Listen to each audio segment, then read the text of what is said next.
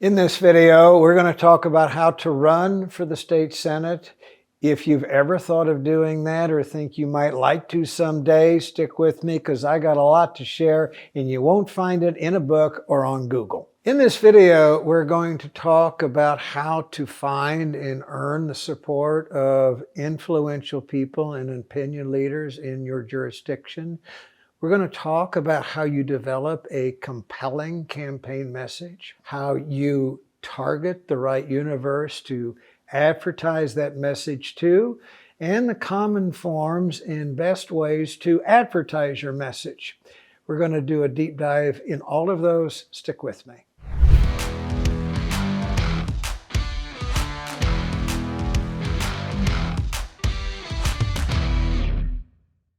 Let's first talk about how you develop a network of influential people and supporters and opinion leaders to help you in your campaign.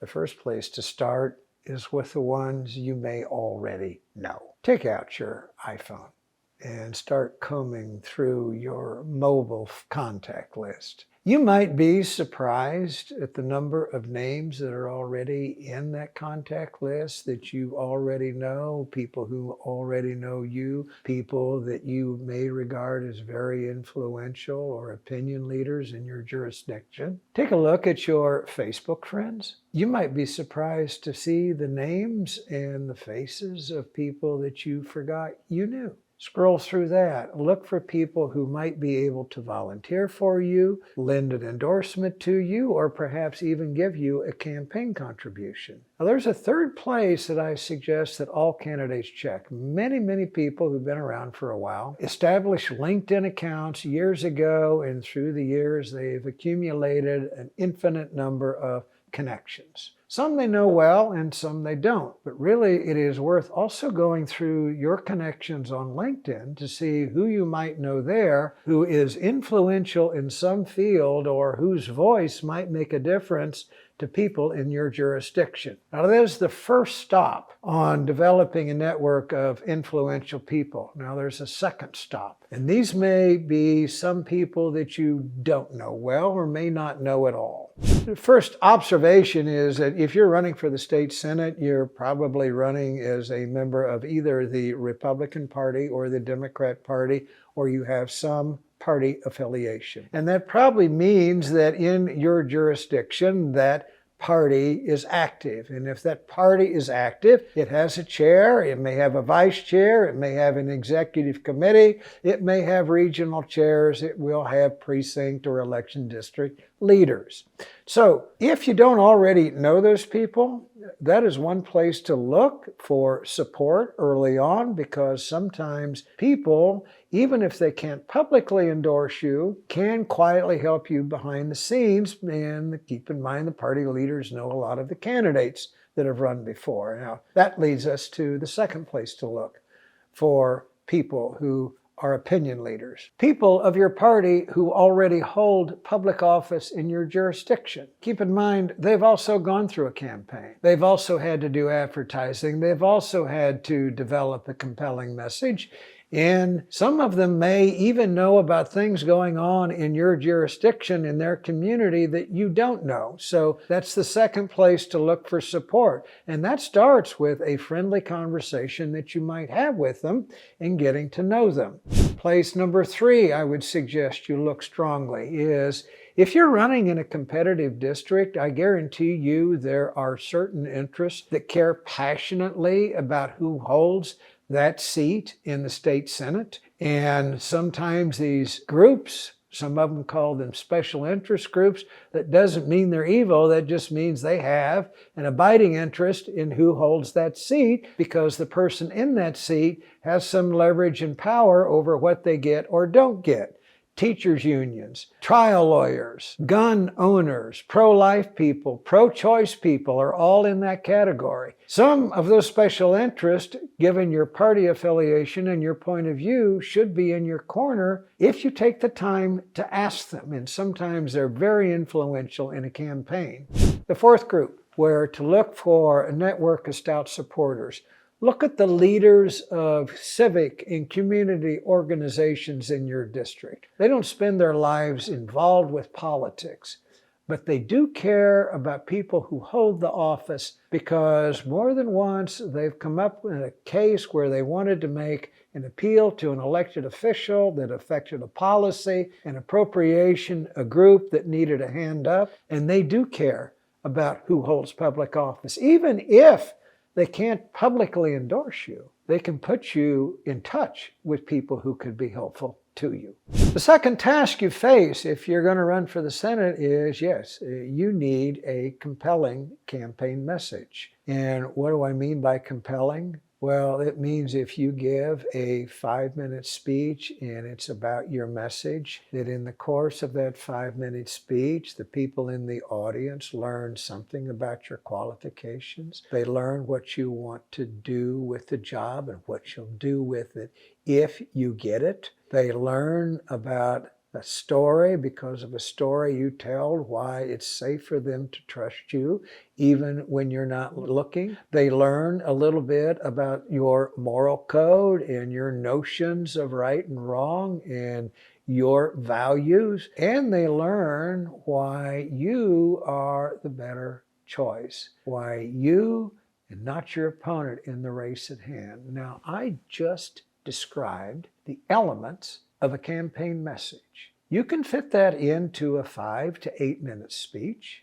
You can compact that message into a 2 or 2.5 minute video. You could elaborate on that message to a great degree on your website. But when I say it has to be compelling, what makes that message compelling is that you're fighting for things that they want, is that you are going to give them things that they may not get from your opponent, is that you're going to fight for a cause, or you're going to correct an injustice that makes them want to get out of their seat and applaud. And that you're making the choice in this election is crystal clear, the difference between day and night of what they get from you that they'll never get from your opponent. Those are the elements of a compelling campaign message. Third element we need to talk about, if you're in a partisan race, you're a Republican with a Democrat opponent or vice versa, there are some people in your jurisdiction that are just never going to vote for you. There are hardcore Democrats that will never vote for someone who has a Republican line. There are hardcore Republicans that will never vote for someone who has the Democrat line. Well, regardless of your partisan affiliation, the first thing you want to do when you consider who you're going to target with your message is get rid of the people who are never going to vote for you, because I got to tell you, that is a waste of money. So, like I say, if you're a Republican, don't bother advertising to Democrats that vote in primaries, because they're hardcore and they're never going to vote for you. Now, when you do that, you've probably lessened the size of your target list, because you start with registered voters, and then you want to really kind of think about targeting those who usually vote in the kind of elections that you're running in the year that you're running. And then you start to chip off the people who won't vote for you. Now you got your target list. And when you look at that target list, it's kind of composed of 2 or 3 groups here. There are those who should vote for you because of your party affiliation. And your mission with them is just get them out to vote. And then there are those who may be affiliated with your party or non-enrolled voters that probably will vote for you or might vote for you, but they're going to need a little persuasion. They're going to need to know more about you and know more about the contrast you have with your opponent. Now, when you've got those two put together, now figure out what is the advertising that makes it easiest for me to reach this people with my compelling message for the least amount of money. And this is where it gets fun, because this leads to how, after you've crafted that perfect message and you've crafted that perfect target list, what means do you use to advertise the message?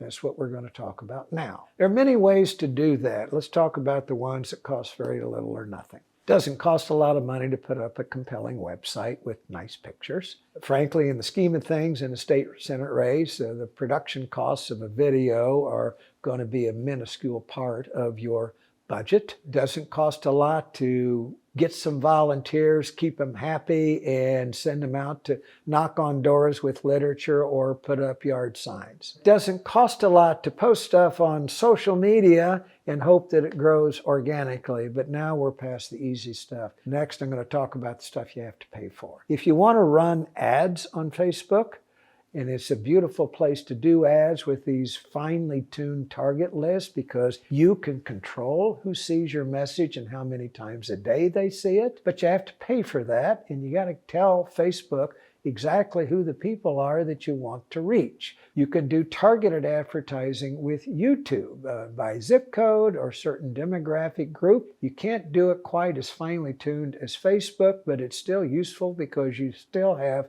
some targeting, and you can embed 5, 10, 15-second videos in videos that they want to watch, and they can't help but see your pretty face and your name for 5 seconds. Even if they want to get rid of you, they can't. So those are very efficient forms of advertising. After that, now we're getting into things that cost a little bit more money. Mass digital advertising, persuasion mail.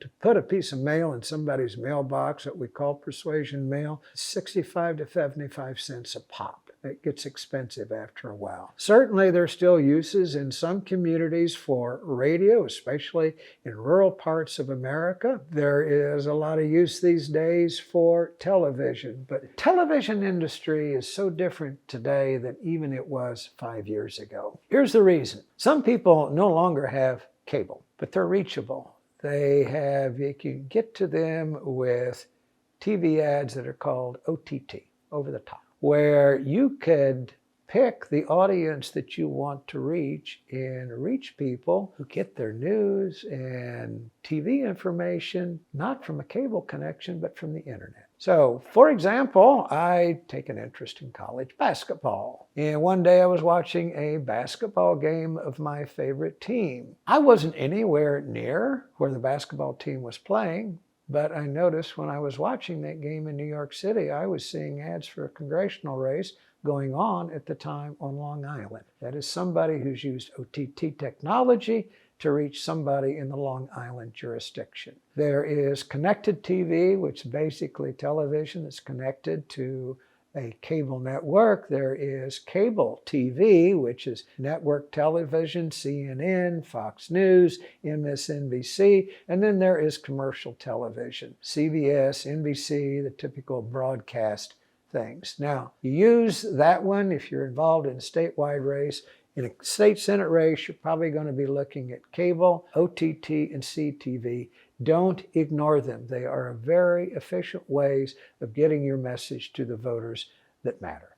I'm also going to mention here a word about resources. I have never met anybody who ran for the state Senate or was successful in a Senate race that didn't have to spend some money. You can't be elected to the state Senate in most places without being able to pay the bills that you're going to be charged to advertise your message. So it's a long and detailed kind of tutorial on how to do it, but you're in luck because I've got a free video for you. You'll find it in the link underneath, picture of me talking to you. And here's the thing. I have helped over 300 candidates in my time raise the money that paid the campaign bills, and including, in some cases, me. There are 7 different ways to raise money. There are 5 different kinds of donors. And if you'd like a quick course and a crash course on how to do it, watch that video.